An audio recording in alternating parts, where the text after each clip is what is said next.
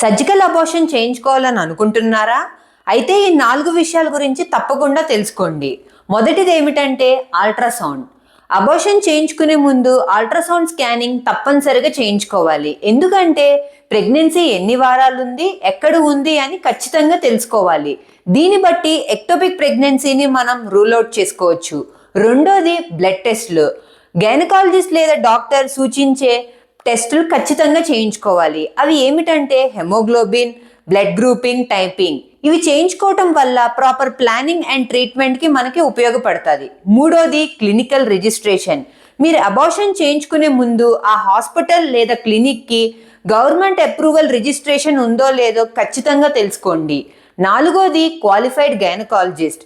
Self treatment లేదా unqualified persons దగ్గరికి వెళ్ళకండి. ఒక క్వాలిఫైడ్ గైనకాలజిస్ట్ని సంప్రదించండి.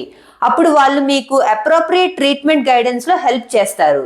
సేఫ్ అబార్షన్ అంటే ప్రైవసీ ఒకటే కాదు, proper quality of care, proper management and safe medical facility కూడా చాలా ఇంపార్టెంట్.